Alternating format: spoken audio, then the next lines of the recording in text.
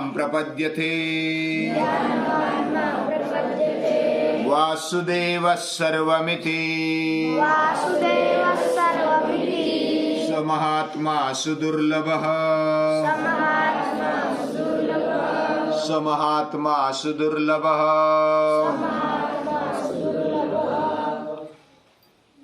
एक बार नारद जी जंगल में गए घूमने के लिए। वैसे तो सभी समय घूमते रहते थे, सभी को मिलते रहते थे, कभी देवलोक, कभी स्वर्गलोक, कभी पाताल लोक, कभी पृथ्वीलोक, ऐसा उनका भ्रमण हमेशा चलता है।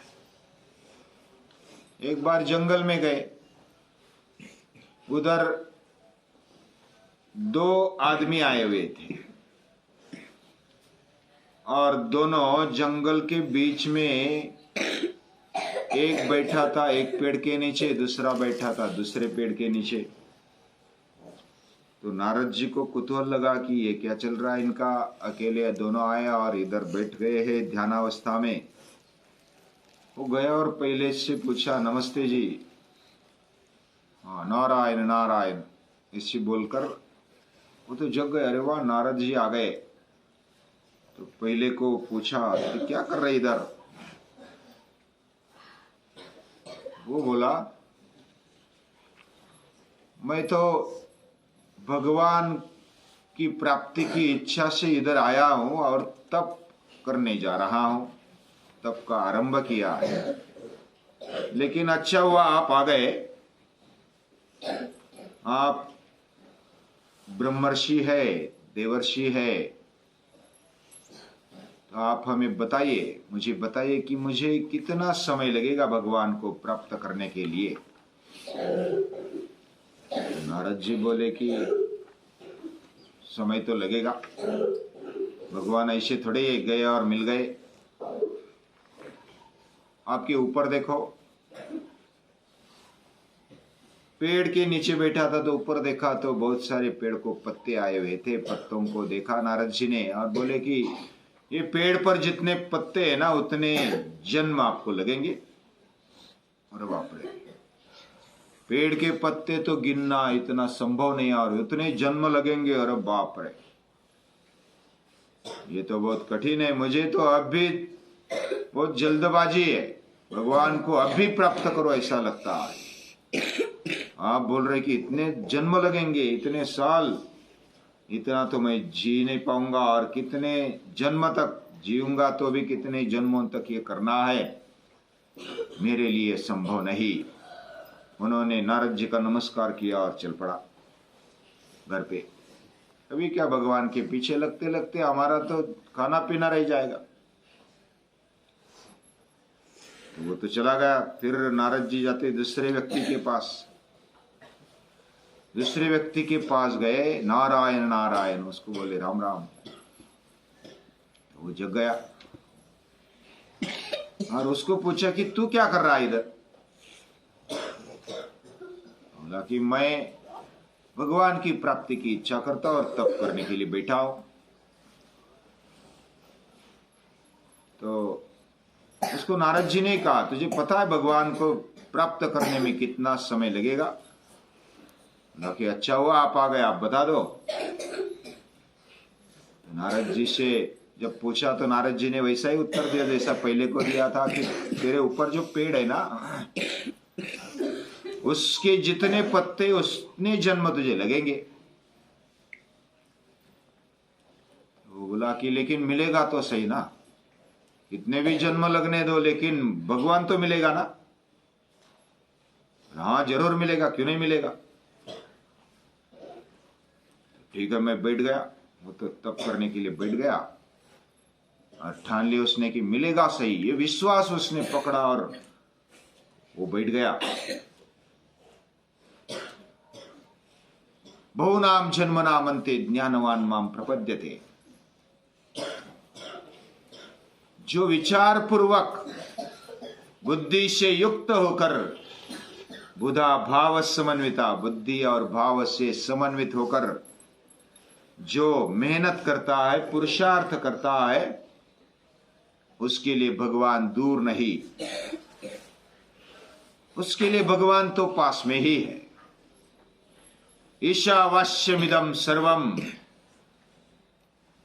ये ईशावास्योपनिषद का पहला मंत्र है। ये सब ईशावास्यम, ईश्वर से भरा हुआ है। विज्ञान में भी हम पढ़ते हैं ये सब एनर्जी से भरा हुआ है। पूरा जगत, पूरी सृष्टि एनर्जी से भरी हुई है। कोई भी जगह खाली नहीं, पूरी भरी हुई, अंतर्बाह्य, और वो कभी नष्ट नहीं होती। उसका रूपांतरण हो सकता है लेकिन वो नष्ट नहीं होती ऊर्जा। बहुनाम जन्म नाम अंते, भगवान को अगर प्राप्त करना है तो पहले तो धैर्य रखना पड़ेगा। धैर्य के साथ तप करना। तप करने का मतलब मेहनत, पुरुषार्थ। और कोई कोई ऐसा सोचेंगे तप करना है, मेहनत करनी, बस उधर ही हमारी गाड़ी अटक जाती है। रेडीमेड चाहिए, या तो बिना कष्ट किए हमें चाहिए। गीता बोलती बिना कष्ट किए कुछ नहीं मिलता, फोकट का नहीं मिलता। मिला भी तो भी नहीं लेना चाहिए, ऐसी गीता कहती है। मेहनत पूर्वक जो मिलता है उसी में माधुर्य होता है, उसी में मधुरिमा होता है। ये बात गीता कहती है। मनुष्यानाम सहस्त्रेषु, हजारों में एक, कश्चिद यतति, कोई प्रयत्न करने वाला होता है। प्रयत्न करना भी ये आसान बात नहीं होती। सातत्यपूर्ण प्रयास ये जीनियस कर सकता है, और हर कोई जीनियस हो सकता है। हर कोई आगे बढ़ सकता है। जीवन विकास में आगे बढ़ने का तरीका सभी को आता है, लेकिन बस करना है सातत्यपूर्ण। जब हम धैर्यपूर्वक सातत्यपूर्वक मेहनत करेंगे, मेहनत यानी शारीरिक मेहनत होनी चाहिए ऐसा नहीं, शारीरिक मेहनत भी करनी चाहिए, क्योंकि हमारा शरीर का यह धर्म है। कोई भी बिना कर्म किए ये जीवन जी नहीं सकता। ये पृथ्वी पर ये कर्म भूमि है, बिना कर्म किए हम जी नहीं सकते। नहीं कश्चित क्षणम अपि जातु तिष्ठत्य कर्मकृत। अगर ऐसा है तो कर्म करना ही पड़ेगा, और कर्म करना ही है तो फिर हमारी बुद्धि चलाकर अगर कर्म करेंगे तो वही कर्म हमें आगे की ओर ले जाता है, वही कर्म हमें पीछे की ओर ले जाता है, अधपतन की ओर ले जाता है। ऐसा भी कर्म होता है। कर्म को समझना बड़ा मुश्किल है। किं कर्म किम कर्मेति कवयोप्यत्र मोहिता। क्या कर्म करना क्या नहीं करना, इसमें बड़े बड़े विद्वान भी चकमा खा जाते हैं। तो कर्म हमें करना ही है, यानी मेहनत तो करनी है। बिना मेहनत ये दुनिया सिर्फ हम आनंद से करते या कुछ बोझ लेकर करते हैं, ये बड़ी महत्वपूर्ण बात है। कोई मेहनत करता है तो हंसते हंसते खेलते खेलते मेहनत करते रहता है। आप भी बच्चे हैं तो आपको मेहनत करने में मजा आता है, आनंद आता है। व्यायाम करने में भी आनंद आता है, आसन दंड निकालने में भी आनंद आता है। ये जो आनंदपूर्ण यानी बुद्धिपूर्वक और आनंदपूर्ण कब मेहनत बन जाती है, जब हम खेल खेलते हैं, और खेल को गंभीरता से खेलते हैं, यानी मन से दिल से खेलते हैं, तो खेलने में मजा भी है और शरीर भी अच्छा रहता है, मन भी प्रसन्न रहता है। ऐसी मेहनत जो लेता है उसको भी धैर्य पकड़ना चाहिए। खेल में भी कभी हार आ जाती है, कभी जीत आ जाती है, कभी लग जाता है, कभी अच्छा हो जाता है। अलग अलग प्रसंग आ जाते खेल में भी, लेकिन उसमें भी जो अच्छा खिलाड़ी होता है ना, वो आगे बढ़ता है, वो कभी रुकता नहीं। खेल में मर जाते फिर से उठ जाते, कभी हार जाते, कभी जीत जाते, कभी सुख आता है, कभी दुख आता है। अलग अलग प्रकार के बॉल आते, अलग अलग प्रकार के प्रसंग आते। उसमें धैर्य के साथ, खिलाड़ी वृत्ति के साथ स्वीकारने वाला आगे बढ़ता है। हमें बड़ा तो बनना है, लेकिन मेहनत नहीं चाहिए। लेकिन जब हंसते हुए, खेलते हुए, आनंद लेते हुए मेहनत करते हैं तो उसमें और मजा आ जाता है। ज्ञानवान माम प्रपद्यते, उसमें भी बुद्धि पूर्वक खेलने वाला, कुछ कला से खेलने वाला, वो बहुत ही आगे बढ़ता है। वो अपने आप को बचाता भी है, डेयरिंग भी करता है, आह्वान भी स्वीकारता है और हिम्मत से, आत्मविश्वास से आगे बढ़ता है। और इसी में बुद्धि चलानी होती है। हमारा शरीर सुरक्षित रहने के बावजूद भी हम हिम्मत कर सके, धैर्य के साथ आगे बढ़ सके, यही तो दिमागी काम होता है। फिर भी लग जाए कभी कभी तो डेयरिंग से, उसको धैर्य से सहना। ताम तितिक्षस्व भारत। और जो ज्ञान पूर्वक मेहनत करता है, भक्ति भाव से हृदय पूर्वक उसको लेता है, कर्म करता है, वो क्या समझता है? वासुदेव सर्वमिति। ये पूरा जगत, पूरी दुनिया वासुदेव में है।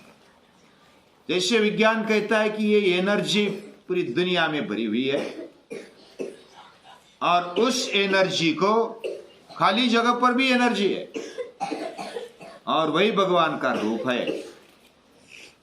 और वो केवल शक्तिशाली नहीं है, वो ऊर्जावान केवल नहीं है, वो भाववान भी है, वो ज्ञानवान भी है, वो बहुत ही सतर्क है। हमारा और उसका संबंध है, और ये संबंध जो पहचानता है, ऐसा महात्मा सुदुर्लभ है। ईशावास्यमिदं सर्वम यत्किंच जगत्यान जगत। ओम सर्वम खल्विदं ब्रह्म वासुदेव सर्वमिति। ईशावास्यमिदं सर्वम, ये जो भी पंक्तियां वेदों में से, गीता में से हमें पढ़ने को मिलती है, वो यही है कि हम अपने अंदर बैठे हुए और सृष्टि में बैठे हुए भगवान को माने। केवल मानना यानी उसका विचार हमारे मन में आया, बुद्धि में आया, इतना ही नहीं। मानना यानी पूरे विश्वास के साथ उसको अपने जीवन में जीना। जब ऐसा हम मानते हैं तो हमारे जीवन में पहली बात तो विश्वास या तो श्रद्धा और बढ़ जाती है। उसको मानने का मतलब वो सभी करता धरता वही है, हमें निमित्त बनना है। हमारा सांस चल रहा है, हमारी सांस चल रही है, हमारा हृदय चल रहा है, हमारा सब कुछ चल रहा है, ये उसी के कारण चल रहा है। और करना है, हमें निमित्त बनना है, लेकिन करने वाला वही है। निमित्त मात्रम भव सव्यसाचिन। हे सव्यसाची, दोनों हाथ से बाण लगाने वाले अर्जुन मेहनत करता था, दोनों हाथ से बाण चलाता था, बहुत ही सतर्क था। फिर भी तुझे निमित्त बनना, तू तेरी मेहनत पूरी कर। अगर तू कम पड़ेगा तो मैं हूं, डरने की बात नहीं। यानी निमित्त बनने से, भगवान पर विश्वास रखने से हमें डरने की बात नहीं, तो निर्भय बन जाते हैं, धैर्यवान बन जाते हैं, आत्मविश्वास पूर्ण बन जाते हैं और आनंदी बन जाते हैं। दुख करने की बात नहीं, भगवान हमारे साथ है तो क्यों डरे हम, किसको डरे? और भगवान सर्वशक्तिमान है। ये बात जब हम स्वीकारते, मानते, इसका मतलब हमारे से डर निकल गया, हमारे से भ्रम निकल गया, हमारे में से विश्वास बढ़ गया, हम में और श्रद्धा बढ़ गई। ये उसका परिणाम है। और ऐसा महात्मा सुदुर्लभ है, यानी अत्यंत दुर्लभ है। ऐसा मानने वाला, अपने जीवन में वैसा ही जीने वाला, वो सुदुर्लभ है। ऐसे महात्मा का संग हमें चाहिए, और हमारा जीवन भी वैसा हो सकता है, क्यों नहीं हो सकता? उसको सातत्यपूर्ण मेहनत चाहिए। गीता माता बोलती है कि आप में यह सब पड़ा हुआ है, उसको सिर्फ जगाकर कार्यरत रखना है, उसको सतत धैर्य के साथ, ज्ञान पूर्वक, हृदय पूर्वक हमें आगे बढ़ाना है। जो हम दिल में स्वीकारते हैं, पूरे जीवन में स्वीकारते हैं और उसको लगातार बनाए रखते हैं, तो ऐसा करने वाला भक्त वो मुझे प्रिय है। ऐसा प्रिय भक्त जब मानता है कि भगवान सब कुछ चलाता है तो वो बिंदास रहता है। यतो वाचो निवर्तन्ते अप्राप्य मनसा सह आनंदम ब्रह्मणो विद्वान न बिभेति कदाचन। वो कैसा रहता है? वो किसी से डरता नहीं, निर्भय बन जाता है और वो आनंदी रहता है। ये दो बातें उसके जीवन में देखने को मिलती है, परिणाम है इसका। उसकी वाचा कदाचित पूरा वर्णन नहीं कर सकेगी। यतो वाचो निवर्तन्ते अप्राप्य मनसा सह, उसका मन बुद्धि वो भगवान में विलीन हो जाता है, उसका खुद का नहीं रहता। वो आनंदी बन जाता है, वह निर्भय बन जाता है। हमारे जीवन से निराशा जब चली जाती है, विषाद जब चला जाता है तो प्रसन्नता आ जाती है। और गीता माता विषाद को मिटाती है, प्रसन्नता को लाती है, निर्भय बनाती है, आनंदी बनाती है। ऐसी गीता माता को नमस्कार है।